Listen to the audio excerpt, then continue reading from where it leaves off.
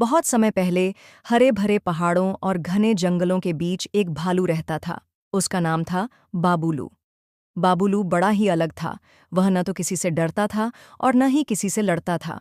उसकी सबसे खास बात थी उसका बड़ा दिल और सबकी मदद करने की आदत। बाबुलू का घर एक पुराने शीशम के पेड़ के नीचे था। सुबह सुबह वह उठकर सबसे पहले नदी में जाकर मछलियों से बातें करता, फिर फूलों से रस लेकर मधुमक्खियों को खुश करता और उसके बाद अपने बासुंदी नामक तोते से गाना सुनता।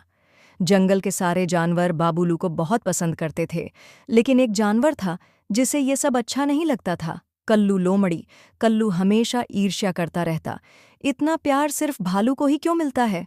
मैं भी चालाक हूँ, तेज हूँ, लेकिन कोई मेरी परवाह नहीं करता। एक दिन कल्लू ने एक चाल चली। उसने जंगल में अफवाह फैला दी कि पास के पहाड़ों से एक बड़ा खतरा आ रहा है। मनुष्यों का एक शिकारियों का दल जो जानवरों को पकड़ कर ले जाता है। जंगल में हड़कंप मच गया। बंदर बोला, हमें भागना होगा। हाथी चिंघाड़ा, नदी पार चलो, वहीं सुरक्षित रहेंगे। लेकिन तभी बाबुलू बीच में आया। बाबुलू बोला, हम डरकर नहीं, मिलकर सामना करेंगे। पहले यह पता लगाओ कि यह खबर कितनी सच्ची है। वह खुद पहाड़ों की ओर चल पड़ा। साथ में गए बासुंदी तोता, छोटी सी खरगोश चिकी और बुजुर्ग कछुआ दादू। जब वो पहाड़ियों के पास पहुंचे तो उन्हें कुछ लकड़हारे दिखे, लेकिन वे शिकार करने नहीं, पेड़ लगाने आए थे। उन्होंने बताया कि सरकार ने जंगल की देखभाल के लिए टीम भेजी है।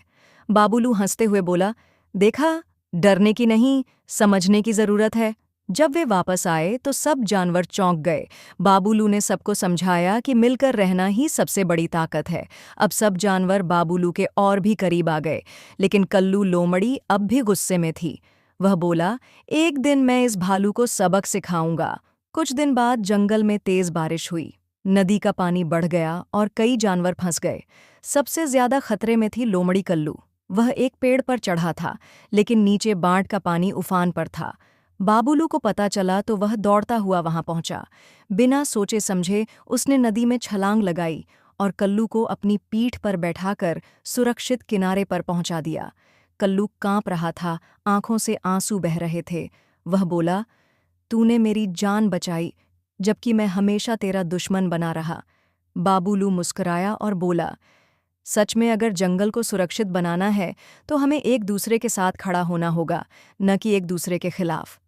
उस दिन के बाद कल्लू लोमड़ी भी बदल गया। वह भी जंगल की भलाई के लिए काम करने लगा। अब जंगल में कोई डर नहीं था, कोई नफरत नहीं थी, बस दोस्ती, प्यार और एकता थी। और इस सब का श्रेय जाता है भालू बाबुलू को, जो न सिर्फ बहादुर था बल्कि सबका सच्चा दोस्त भी। सीख: सच्चा नेता वही होता है जो सबको साथ लेकर चले, डर के समय में आगे बढ़े और नफरत का जवाब प्यार से दे।